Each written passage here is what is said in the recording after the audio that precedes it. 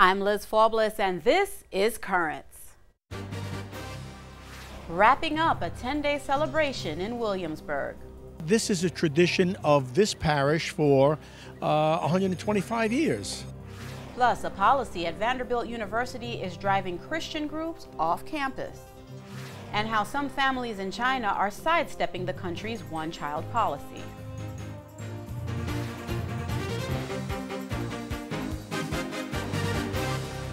Good evening, and thank you for joining us. A historic feast in Brooklyn's Williamsburg neighborhood wrapped up this week on Monday. For the 125th time, the Shrine Church of Our Lady of Mount Carmel celebrated the feast day of its patroness. Coming hot on the heels of the popular Feast of the Giglio, the Feast of Our Lady of Mount Carmel was a busy day. A total of 10 masses were celebrated at the Shrine Church beginning at midnight. And it wasn't just the parish community who turned out for the celebrations. Haitian Catholics from the diocese who have a strong devotion to Our Lady of Mount Carmel also took part, and we were there for the mid-afternoon Mass.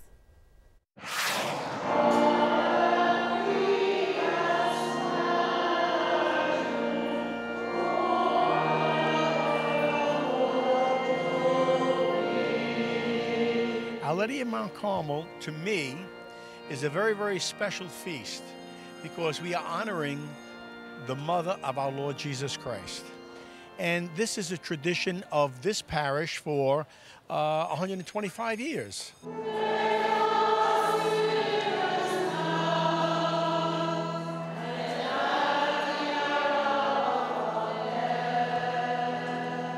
Today's feast goes back to the story of the prophet Elijah, where the prophet Elijah makes a sacrifice on Mount Carmel, and his sacrifice is accepted and not those of the 150 pagans. Given the sacredness of Mount Carmel in Israel, a group of monks formed a monastery there and took the title of the Carmelites. The neighborhood has changed, and the new inhabitants have accepted our traditions as we accept their traditions. So good it is to see you this evening at 3 o'clock in the afternoon on a weekday. It tells me something. It tells me that you love the Blessed Virgin Mary. And this rejoices me, because Mary reflects the glory that flows from the heart of Jesus. It's so nice to have Bishop Sansaric today saying the Mass here with the people from Haiti that are around. It's always great to welcome any of the bishops here. There's certainly our connection with the diocese, and Bishop Sansaric, it's his first time coming here, so it was great to have the opportunity to welcome him. In Haiti, there is a great devotion to Our Lady in general, the Immaculate Conception, Our Lady of Perpetual Help, Our Lady of Mount Carmel. Actually, there is a shrine to Our Lady of Mount Carmel in the north of Haiti, which attracts huge crowds every year. We've had a lot of people, a lot of different people coming, and now we're taking it to the streets.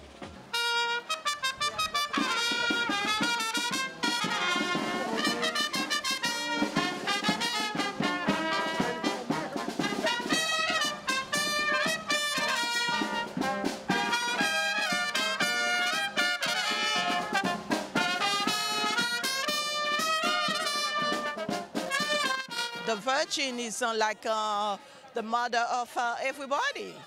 So we always come to celebrate the Feast of Mount Carmel.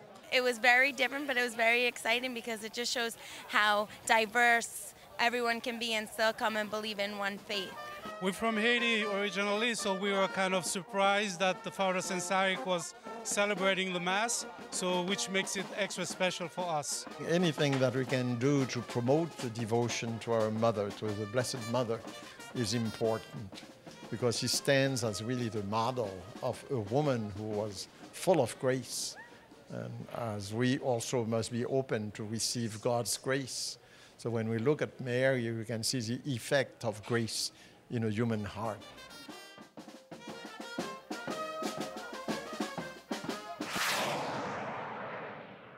And you can also visit our website at currentsny.net to see our report from the Feast of Giglio in Williamsburg. Now don't go anywhere, there's more currents ahead. The church prepares for the start of the Summer Olympics. That story and the rest of the day's headlines next.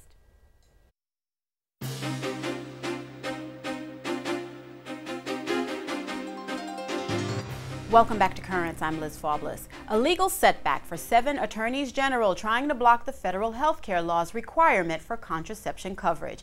Now, their lawsuit was dismissed Tuesday by a Nebraska federal judge who said that the states failed to prove they would suffer immediate harm once that part of the law is enacted. And that's according to the Associated Press. The judge also noted that President Barack Obama's administration has agreed to work with religious groups to try to address their concerns. The lawsuit argued that a rule in the law requiring contraception coverage in healthcare plans, including for employees of church-affiliated hospitals, schools, and outreach programs, violated the rights of employers that morally object to the use of contraceptives, sterilization, and abortion-inducing drugs. Now, plaintiffs also included 3 Nebraska-based employers affiliated with the Catholic Church, a nun, and a missionary. Well, the Vatican purchases website domain .catholic. Rome Reports has more. The Vatican is looking to organize some of the Church's activities on the internet by buying the web domain .catholic. It will serve as a place for different parishes, dioceses, and religious orders to be easily recognized as Catholic institutions on the web. Just like the Catholic Church has to maintain their properties in the physical world, they will now make updates on the websites that carry the name .catholic. These online activities will help to keep the Church's online message up to date. The purchase of the domain doesn't come cheap. The Vatican paid $740,000 to apply for .catholic in 4 languages. It was previously owned by the corporation Assign Names and Numbers. Elsewhere, false claims of sexual abuse at a Philadelphia Catholic school leads to an arrest. A former Lansdale Catholic high school lacrosse coach, Timothy Udinsky, has been charged with harassment and stalking after sending anonymous emails to the Archdiocese of Philadelphia, claiming officials at the school had sexually abused underage lacrosse players. Udinsky told detectives that he sent the Archdiocese 7 anonymous fabricated reports because he was, quote, furious and mad at the school after he was dismissed from his coaching duties after a series of heated arguments with players and staff. The Archdiocese says it took the accusations seriously, following up with civil authorities after receiving them. Now, over in India, medical authorities in Rajasthan have suspended 12 doctors for allegedly carrying out prenatal sex determination tests. The action was taken after local courts charged the doctors with violating a 1994 law that banned revealing the sex of the unborn child. Now, despite the 1994 ban, officials say prenatal sex tests are still widely practiced. Officials say they have filed 308 cases against doctors and ultrasound clinics in the state for violating the law. So far, 21 doctors have been suspended. Elsewhere, a Vatican newspaper plans to publish an edition here in America, and Rome Reports has the details. The Vatican newspaper L'Osservatore Romano has announced they're expanding into the United States. It will be distributed in English by the Catholic publishing company of Our Sunday Visitor, based out of Indiana. They are responsible for publishing several periodicals, including the largest national Catholic newspaper, OSV News Weekly. They will now start distributing the Vatican newspaper to a U.S. audience beginning in August. The American Publishing Group will also be handling the customer service and marketing for the paper's expansion. The news from the Pope's residence at the Vatican will now be arriving at the doorsteps of homes across America.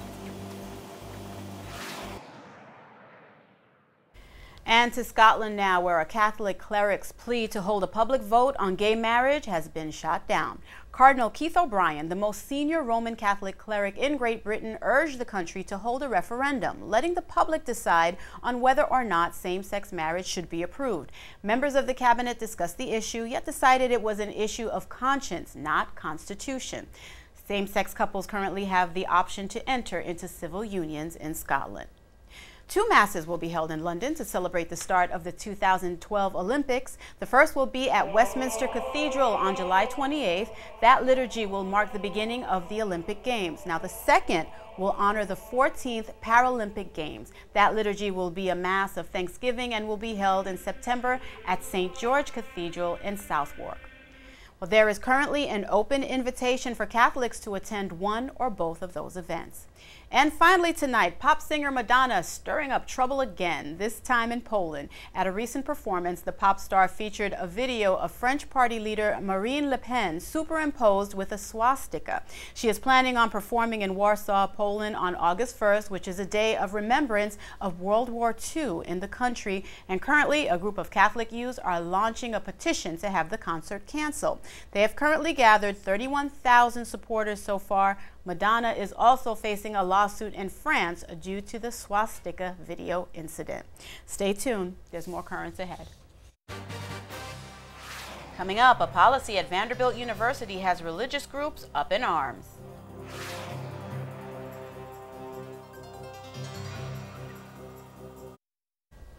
Welcome back. In 2010, a landmark U.S. Supreme Court decision ruled that a University of California law school was justified in denying a Christian group recognition on campus because of an all-comers policy. Now, that rule prevents registered student organizations from limiting their membership and leadership based on beliefs. With that high court decision as its guide, Vanderbilt University, along with other colleges and universities, began rethinking their non-discrimination policies. The school wanted any student to be able to lead or be a part of any campus club.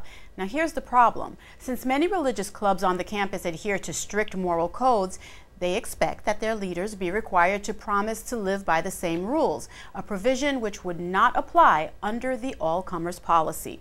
Well, opponents of the all-comers policy say Vanderbilt is using the non-discrimination policy to specifically target religious and conservative groups. Many religious groups have refused to change their leadership requirements and as a result are no longer officially recognized by the school. The Christian Legal Society is among 15 Christian groups that have refused to sign the policy. Earlier, I spoke with David Namo, Executive Director of CLS, about that decision. All right, David. Now, in a nutshell, this new policy from Vanderbilt University requires student groups to open membership to anyone and allow anyone to hold a leadership position, which of course is perfectly acceptable in keeping with non-discriminatory policy. Now, where it gets tricky, it seems, is this so-called all-comers policy would force a Christian group to not only allow, say, an atheist from joining, but they could not bar that member from leading the group. Now, at a time when the church has challenged the government's attempts to infringe on religious liberties, are you saying now that this is yet another battle in the war on religion and religious freedom? That's exactly what we're saying. There's actually three things Vanderbilt decided that religious groups couldn't do. They cannot require their leaders to agree with the group's religious beliefs. They do not expect, groups cannot expect their leaders to lead Bible studies, prayer, or worship, or, as you said, if a leader decides to lose their faith and become an atheist, which has actually happened, they can't ask them to leave. Okay, now, religious groups actually used to have an exemption from the university's non-discrimination policy, is my understanding, but the language was erased about sometime last year, and your group was cited as being out of compliance with those non-discrimination rules, and you also pointed out that fraternities and sororities are exempt from this all-comers policy. Was there no discussion with religious groups before they enacted this policy? No. For years, Vanderbilt recognized religious student groups and recognized their rights to require their leaders to agree with their religious beliefs. But in December of 2010, the administration quietly deleted the protection, that religious liberty protection, for religious association from their student handbook. And they didn't talk to the student groups at all. And then in March of this year, that same protection was deleted from the faculty handbook. And then it announced its new policy, although it claims that it's not a new policy. Mm-hmm. Now, the Christian Legal Society is among 15 Christian groups that have refused to sign the policy. And then there's Vandy Catholic, another group, a Catholic group, which has announced that it's leaving campus. Now, how does leaving or severing ties with Vanderbilt help address the fundamental issue? What Vandy Catholic did was leave because they understood exactly what Vanderbilt University was doing. Vanderbilt University was discriminating against its religious groups. To require this against the religious groups, but then to provide an exemption for fraternities and sororities, and we want them to be on campus as well, don't get me wrong, but then to require this against religious groups forces religious groups who take their faith seriously to leave campus. Mm-hmm. Now, on the legal side of this, the state legislature aims to make, they would like to make Vanderbilt University drop this controversial policy. We have Republican Bill Dunn, who presented a measure sometime last week that would basically force the school to choose between taking like a Hope Lottery scholarship and keeping the policy. Now, is hitting the school in the pocket the way to go? I mean, I've even read that star athletes are disenchanted with this rule. Could this hurt recruitment and the school's ability to raise funds? It sure can, and I think the PR campaign is the most important thing. There are a lot of Vanderbilt graduates who have a strong faith, Catholic, Protestant, Jewish, and the way this is being applied offends the alumni and offends the current students. And so the fact that people are raising their voices matters to Vanderbilt, and I know that they're going to try to make this right, but they have not so far. And to better understand a little bit more clearly, this does not just boil down to beliefs, right? It's not just about Muslim versus Christian versus Jewish versus atheism. Does it go deeper? Like, say, if you use contraception or if you're in a same-sex relationship, just behavior that goes against the credos of the group. Is that also being targeted? That's kind of where this started. Allegedly, back in 2010, a Christian fraternity allegedly expelled a member for homosexual practices, which violated that Christian fraternity's code of conduct. And so if you interpret your religious beliefs to mean something, then this also denies that as well. Now, David, there's the argument and the law that this is a private university, and they're allowed to make rules that don't necessarily pass muster at a public institution. What do you say to that? Like, how do you combat the law? I say that all religious groups believe that private universities, let's take Christian universities or Catholic universities, for example, have the right to discriminate. We want them to be able to require a faith for their faculty and require certain things. And those who say that are absolutely right. Private universities are exempt from federal and state laws when it comes to discrimination.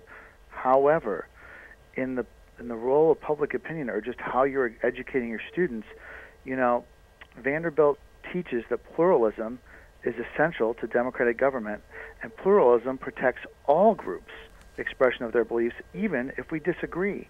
And Vanderbilt is actually being intolerant by enforcing these rules. They're not showing true pluralism. They're showing discrimination. Mm-hmm. Now, David, you haven't signed the policy. Vandy has left the campus. What more can you possibly do to force Vanderbilt to reconsider this policy? I think what the legislature did was excellent. They passed a law that was going to force Vanderbilt to deal with it, that they wouldn't expel all these groups, because there was a sunset provision on that law. It was only going to last for a year. And essentially, it was going to force Vanderbilt to find a good resolution to this. Unfortunately, the governor vetoed it. So for now, as we go into the fall semester, there are 15 groups that will not be recognized. We are hoping that the university decides better, that they decide to be tolerant of all beliefs, and that they decide and understand that the existence of religious groups who take their faith seriously adds to their campus. All right, David, thank you so much. We're out of time, and we certainly will love to touch base with you in September to see how this develops. But thank you so much for joining us today. We really appreciate it. Thank you, Liz. It was a pleasure. Stay tuned. There's more currents ahead. When we return, despite big risks, some families in China are finding ways around the country's one-child policy.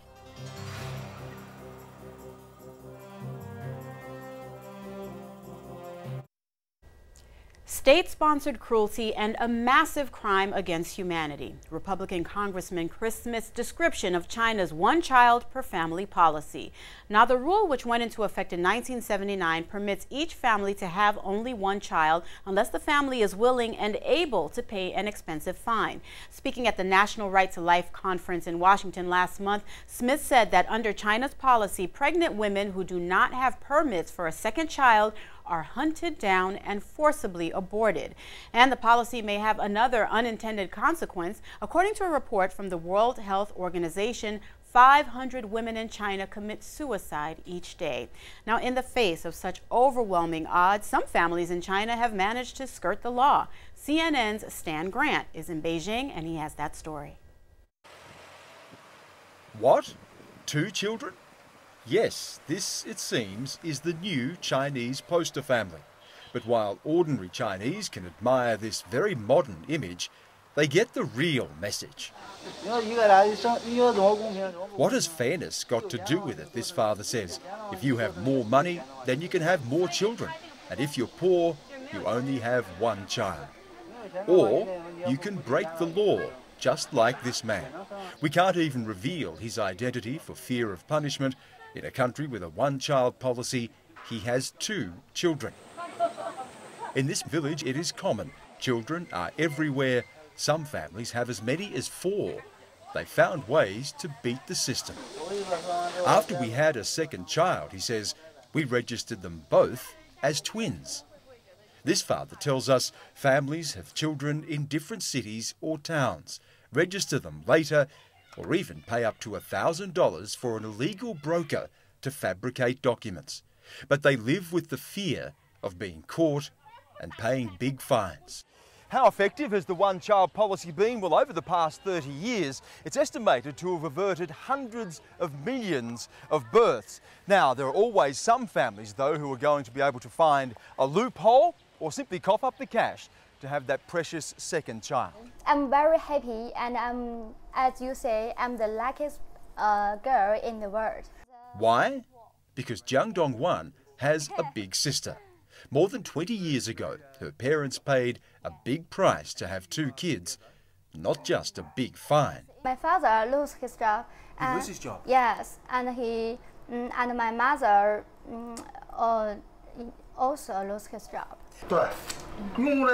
Yes, her father says, once I had 2 kids, I lost my job. But I'm not scared of that. I don't care. The most important thing is to raise my kids. This is for happiness. This has been a happy ending. They have a nice home. Dongwan is studying while her sister works as a banker. But there is another, more brutal side to this policy.